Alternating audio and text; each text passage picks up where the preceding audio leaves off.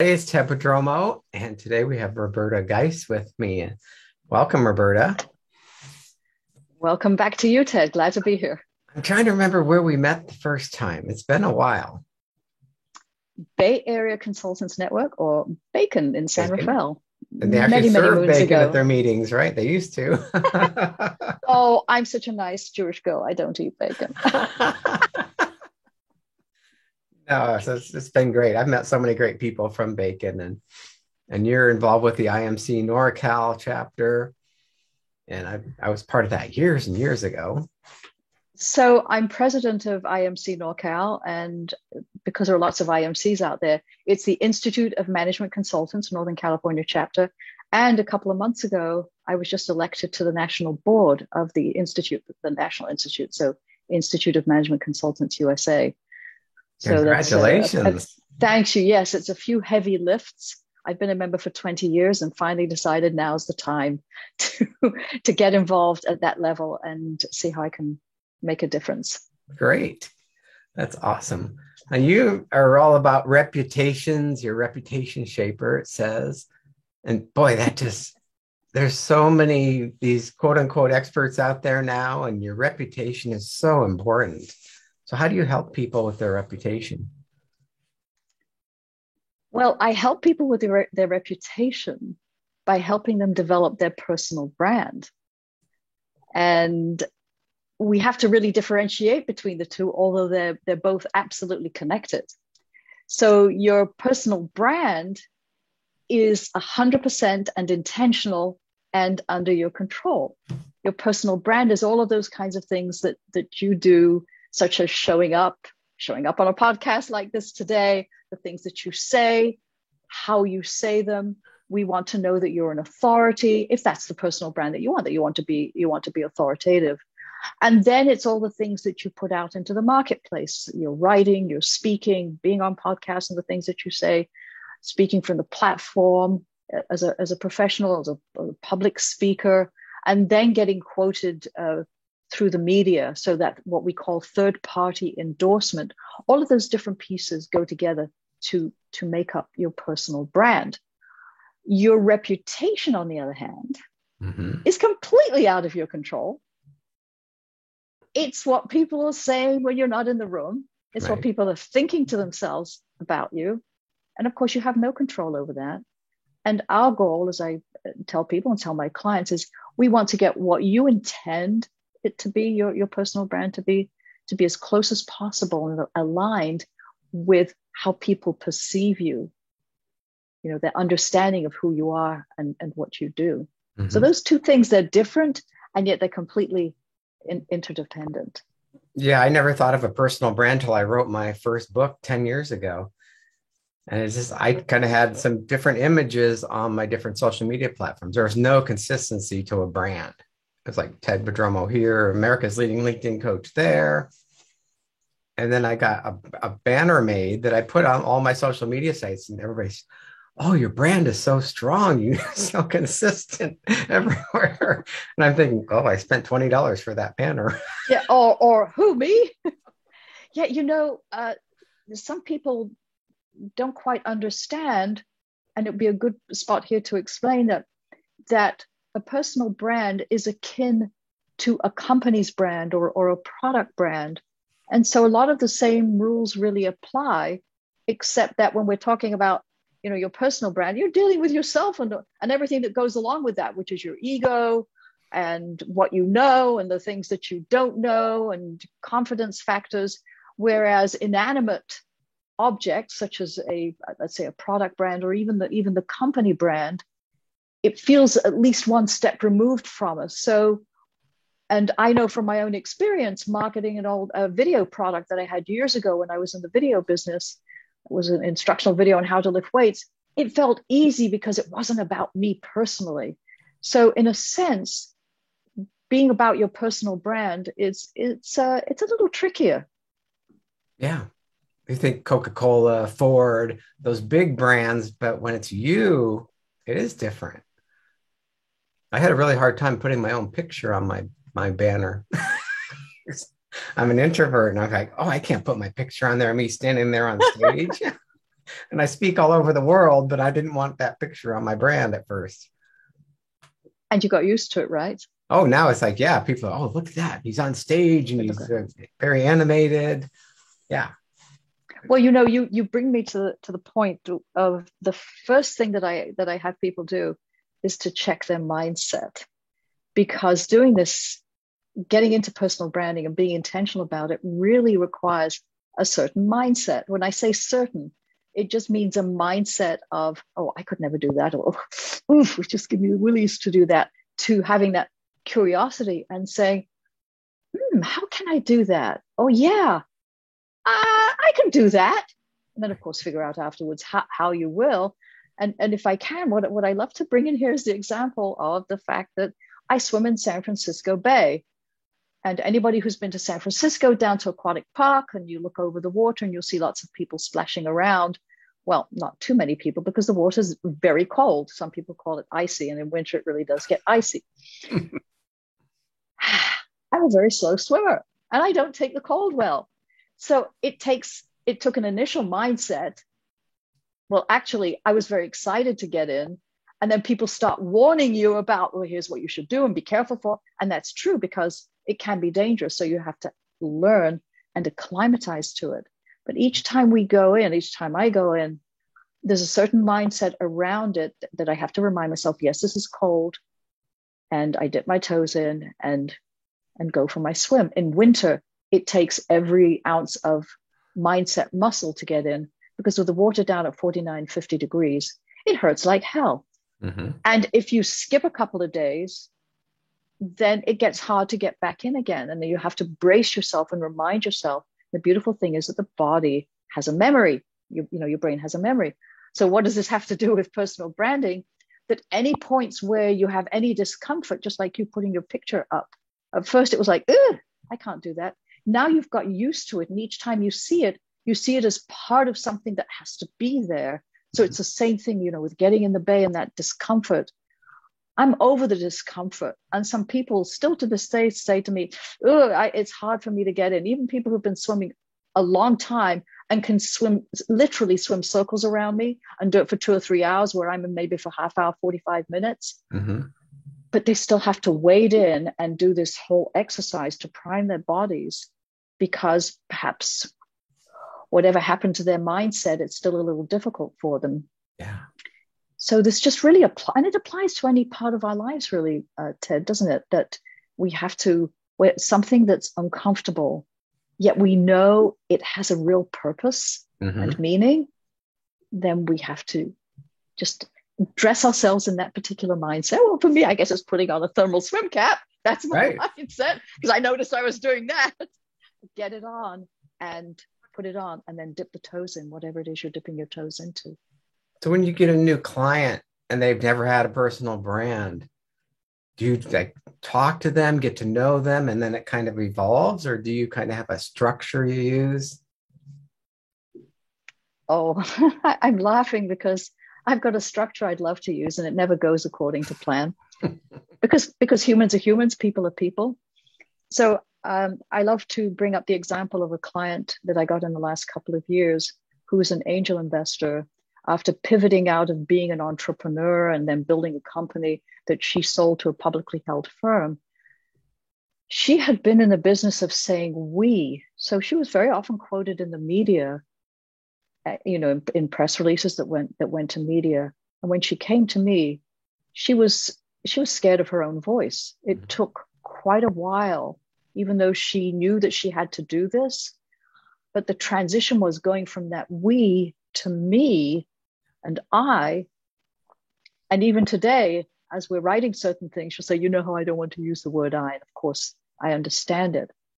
But what I helped her to understand, and this is sort of jumping ahead a little bit, is that as we think of ourselves as professionals or whatever it is that we're doing, if we focus on ourselves, it's tough. Then you start to get obsessed about different things and all the details. Did I say something wrong, or what did I miss over here? If we focus on the purpose, and this is going on for me right now as I'm sitting here talking with you. he's not asking the questions in the way I plan this. Am I going to be missing something? It doesn't matter, because whatever comes out will come out and we'll be okay, right? So let's see, where was I? All right. I remind her, and I remind my clients, this isn't about us. Yeah. It is so important to remember. If you think of yourself as a messenger, as this purveyor of ideas that, that you're just unleashing, they want to be let out, that we sharing them with the world. And so we're the messengers of these ideas in how we can make a difference and make others better off. Mm-hmm. So in essence, I'm showing people how to develop their purpose. And most people already have a purpose. They just haven't articulated it, or it hasn't come up to the point where they're consciously, really aware and using it in their messaging and communications about how they're making a difference in other people's lives. So I think that's one of the biggest things that I do for people, because it doesn't matter whether you're a male or a female, everybody has limiting beliefs. Yeah. And if you think that, no, I don't, let me tell you, just if you say that, you've already got a limiting belief because you think that you don't have them. Right. That might be a circular argument. But everybody, even the president, is going to go back and speak to his wife, Jill. Even Biden's going to go back and say, what did you think about? I can guarantee you there are going to be these places where we feel, that wasn't quite the way I intended it to come out. Well, right. Is there anything I can do about that? We all have them because we're human, for heaven's sakes, right? We're definitely not perfect. Yeah. So one of the first things that I do then is let people know, they don't have to be perfect, and it's not about them. And with those things out of the way, it lets them, just sort of sit back and relax a little bit.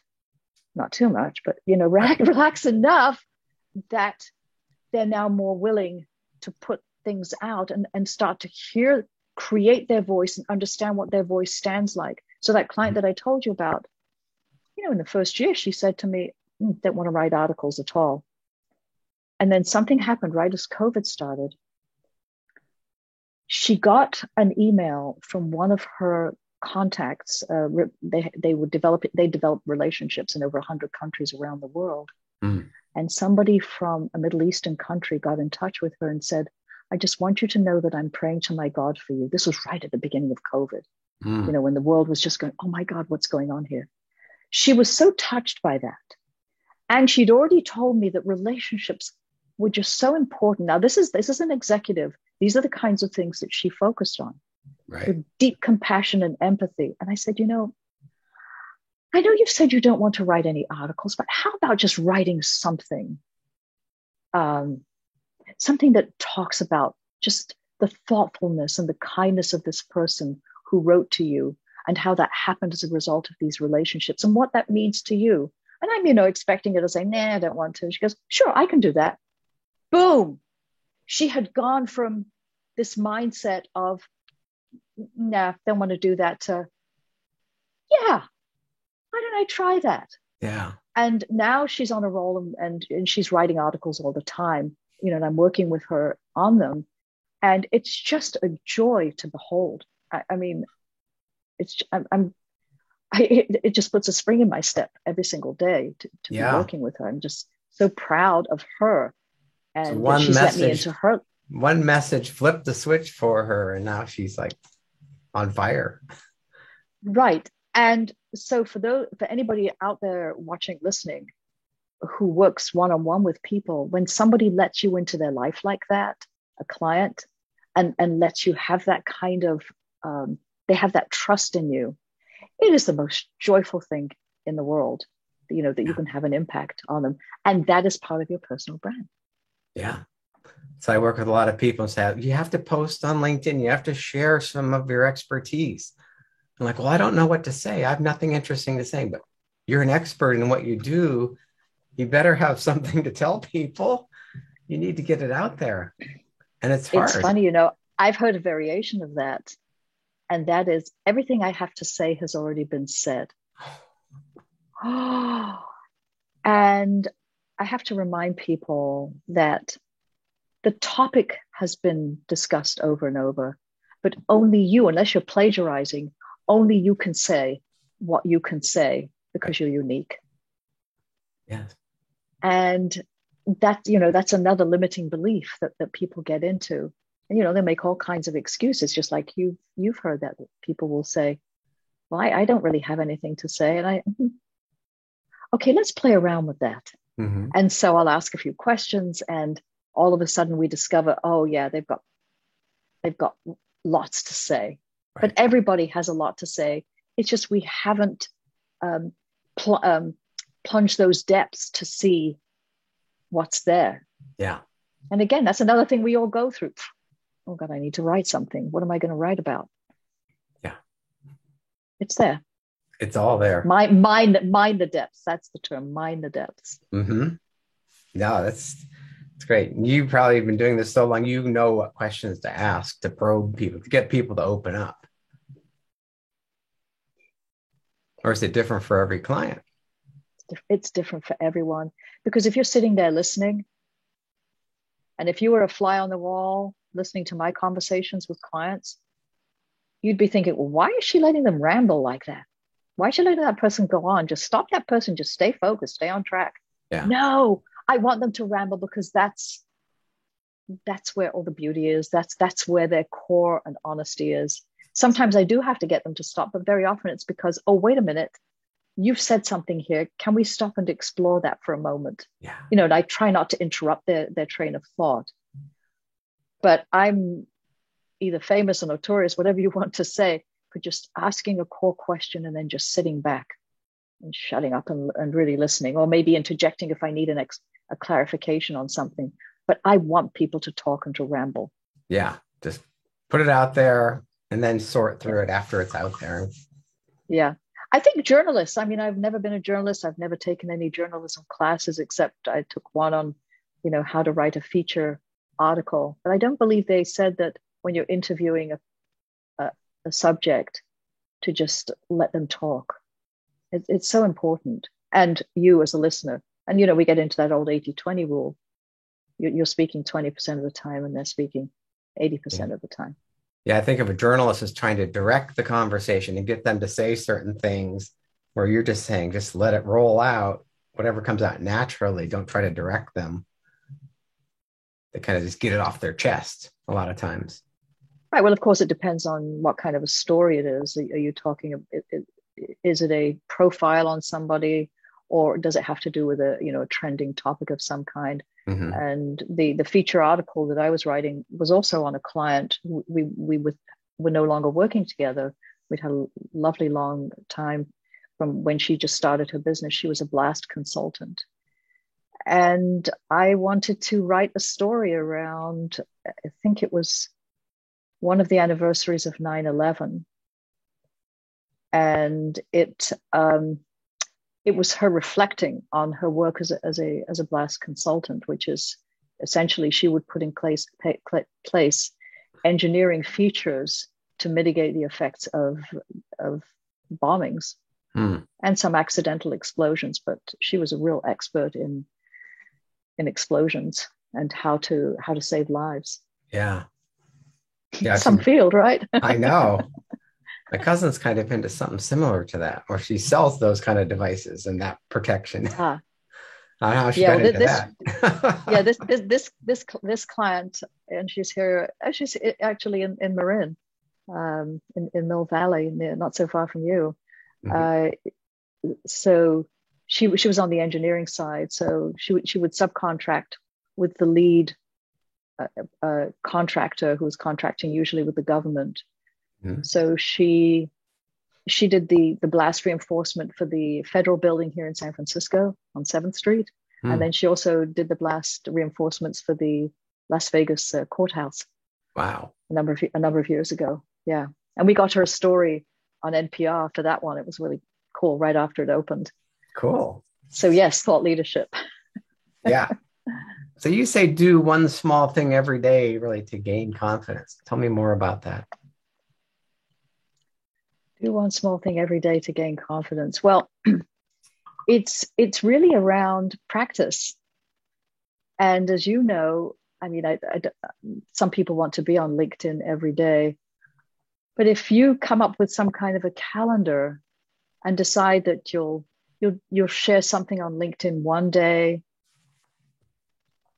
you'll reach out to a reporter on another day, perhaps curate, go and comment on somebody's piece on LinkedIn on another day.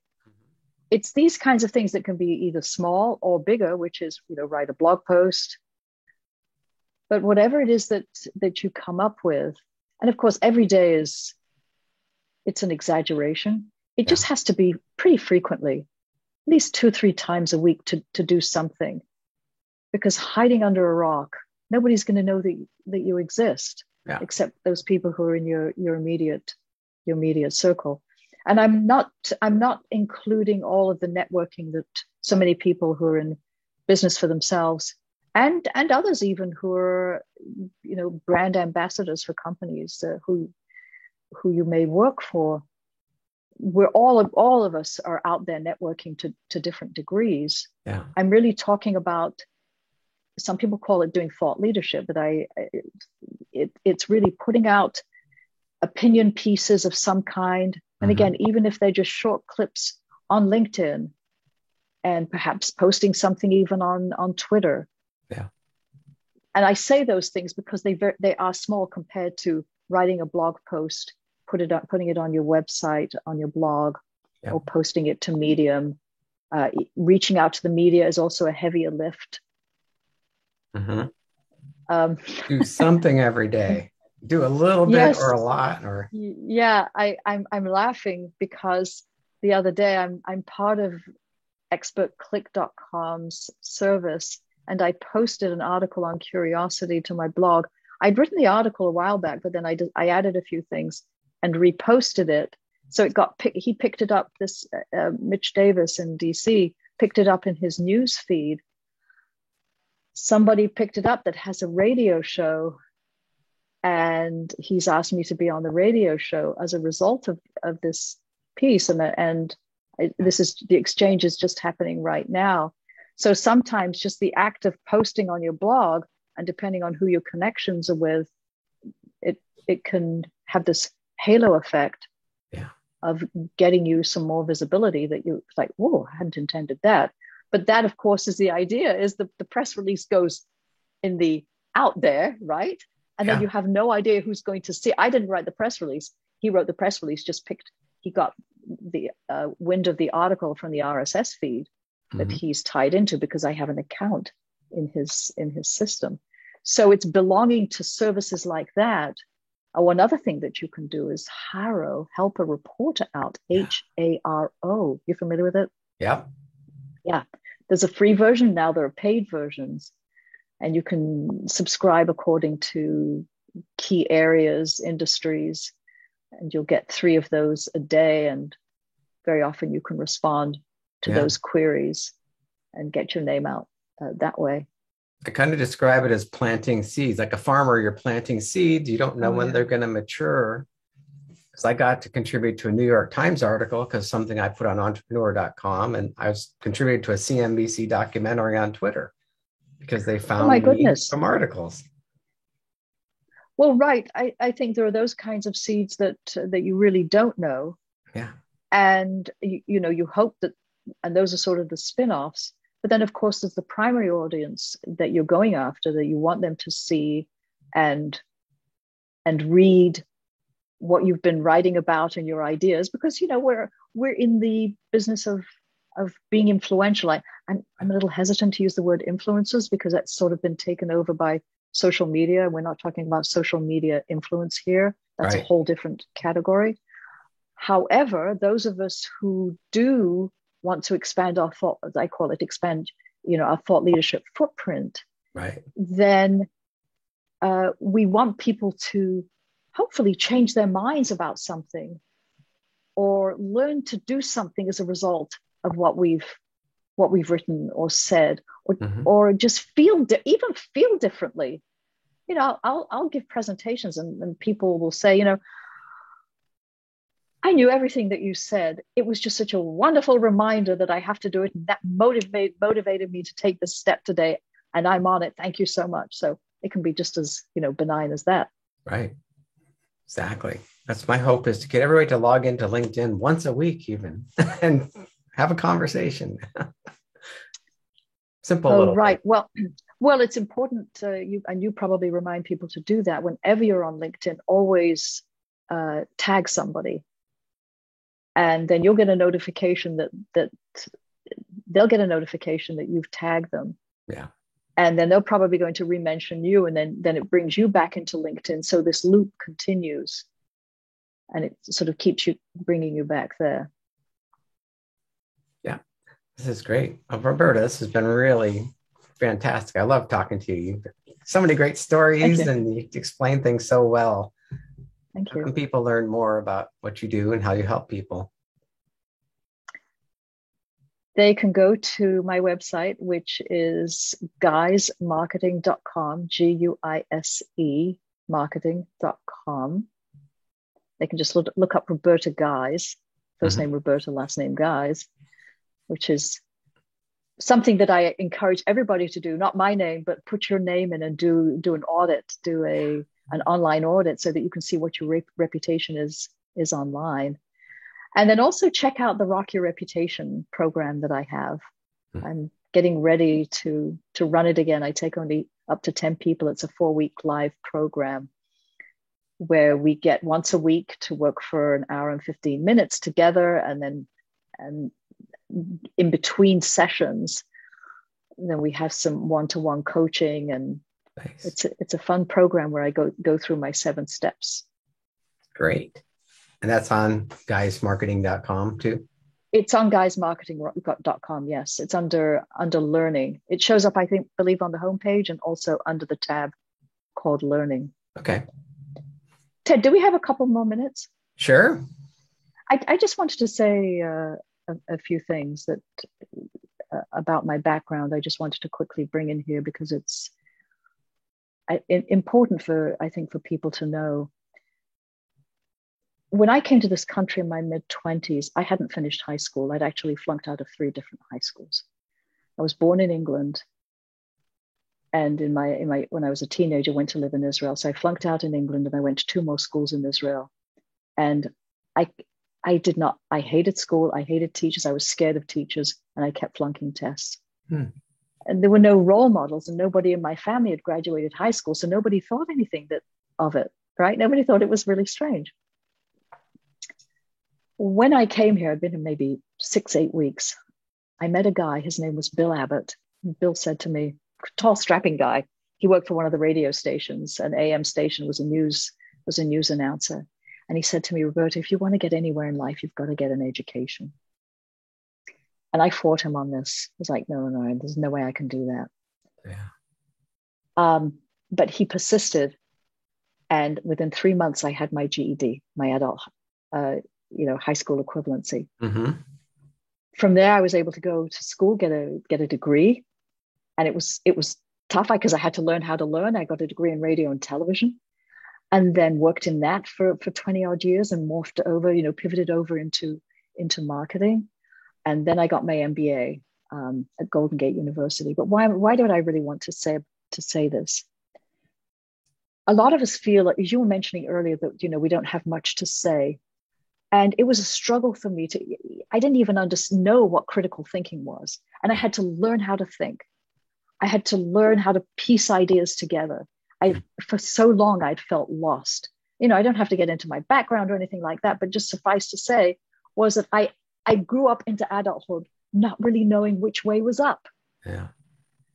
And somewhere in there, I got pulled up some internal strength to try to figure out, what am I supposed to know about life? And it was that struggle and effort that got me into being able to be who I am and how I am today, being the way I am with clients, having compassion and understanding, especially for those who say, I don't have any ideas. It's like, well, let me show you how you can have ideas. Because in the beginning, I didn't even know there were dots. Yeah. We talk about connect the dots. Whoa, I didn't even know there was such a thing as dots. So I had to learn that. Yeah. And how to connect them. And so that's really why I wanted to say this, is that everybody has this inside of them. And even if you know that you do and you're just putting it off, I hope that you don't put it off anymore. And just remember, dip your toes in and just let it feel uncomfortable. You've got these stories inside of you, let them come out, because the value to people you serve, again, getting back to your purpose, Yeah. it's just beyond imagination. And you can make such a difference in other people's lives if you'll just let yourself. Because I let myself. And thank you That's for letting me beautiful. add that. That's really great. I love that. I kind of went through similar, not flunking out of school, but I was very shy and I was like the tech guy behind the scenes. Mm. And when I became a coach, I had to learn to speak from the stage. And I found Speaking Circles, which is based in Marin here. Oh, yes. And that was just life changing for me because they taught us to get up in front of a small group and you just made eye contact with each person and words just started coming to you. You didn't have a rehearsed speech like Toastmasters. This was all just right from the heart. It really helped me just open up and share my stories. And I'm blanking on his name. Oh, how embarrassing. Who does Lee Speaking Glickstein. Circles? Lee Glickstein, Lee Glickstein. Yes. How you Yeah, just, people sit around in a circle. I went to a couple of the meetings. It's so wonderful when you're first starting and, yeah, wondering, do I even dare do this? Well, there's also Toastmasters. right. I'm a member of Toastmasters, and Yeah, I was terrified even to join Toastmasters, even yeah, though I was already out there speaking. And it's Toastmasters is absolutely wonderful for just gaining confidence to get up there and speak. And it's great to test topics, play right. around with things, and it'll get rid of those ums and ahs and ums and ahs. Exactly. Yeah. Well, thank you so much for your time. This has been amazing. Thank you, Ted. Thank you so much that you're doing this. It's wonderful for people to be able to listen to this, view this, Yeah, and great for guests like me. I really appreciate you inviting me to be on here. great. Thank you so much. And we'll talk to you soon. All right, Ted. See you soon. Bye bye.